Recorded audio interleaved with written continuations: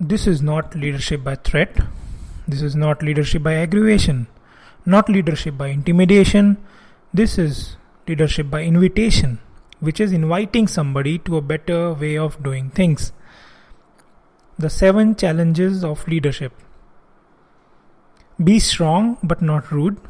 There is always a thin line that you have to watch and make sure you don't cross. Some people mistake rudeness for strength. Rudeness we don't need. Strength we do need. The challenge is to be kind but not weak. Some people mistake kindness for weakness, and it's a great mistake. Kindness is not weak. Learn to be bold but not a bully. We need to boldly seize the day, boldly seize the opportunity, boldly seize the chance. But we don't need bullies. We don't need anybody to push anybody around. The challenge is to be humble but not timid. Some people mistake timidity for humility. Humility is a virtue. Timidity is an illness. It can be cured. It can be managed. If you are timid, you have got to work on it. Be thoughtful but not lazy. We need to give a thought, but we also need to take action. You need to dream without just being a dreamer. Learn to be proud but not arrogant. Don't cross the line to where being proud becomes arrogance. Pride we need, arrogance we don't. Arrogance is usually the childish attempt to make up for lack of self-worth. Learn to have humor without foolishness. It's okay to tell funny stories, but the key in leadership is don't be silly.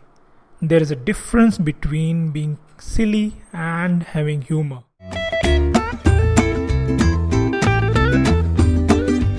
The 6 basic laws of leadership. Law number 1. The law of sowing and reaping. If you sow good, you reap good. If you sow bad, you reap bad. You can't sow bad and hope for good. You can't plant weeds and hope for flowers. It works both positive and negative. Law number 2. The law of averages. One of the most important basic laws of leadership to learn is the law of averages. If you do something often enough, you will get a ratio of results. Once you understand that, the world is yours. In baseball, for example, we call it a batting average. Swing 10 times, get a hit. Swing 10 times more, get a hit. Nobody bats 9 out of 10. You can make $6 million a year and not bat 9 out of 10, or 8 out of 10, or 7 out of 10, or 5 out of 10, or 4 out of 10, not 3 out of 10. Some of these guys are getting $5 or $7 million a year, batting 2, 3 out of 10. You don't have to be perfect here. All you have to do is understand the law of averages. Law number 3, 80-20 rule. It says 20% of the people do 80% of the business and 80% do 20%. Somebody says, well, I'll just hire the 80%. No, because then of whoever's left, some of them will do 80% and 80% will do 20%. That's not something you mess with. Well, how do you work with 80-20 rule? Here's what you have got to do. Part of it is time management. You can only give 20% of your time to the 80% because they are only producing 20%. Now you can give 80% of your time to the 20%. Remember, the pull is in the opposite direction.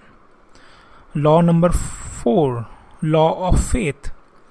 An important basic law of leadership is the law of faith. Faith is the ability to see things that don't yet exist. Faith, though, can turn difficulty into reality, positive reality. There are a few parts to the law of faith. First, faith is the ability to see it as it is. Second, faith is the ability to see it better than it is. Third part is which turns faith into reality, make it better than it is. Faith now must be invested in action. Fourth part is don't see it worse than it is. Don't blow it out of proportion. Some people have this tendency to blow it out of proportion. Law number 5. Work with the people who deserve it. Life operates by deserve. So in leading people, learn to work with the people who deserve it, not the people who need it. When you bring somebody into your enterprise, you just set up the ground rules. Make sure all the guidelines are clear when you set them up. Monitor results, accomplishments, and then you know who deserves it. Don't respond to need, respond to who deserves. Now remember the 80-20 rule, the pull is in the opposite direction. Guess who wants our help? Usually the wrong people.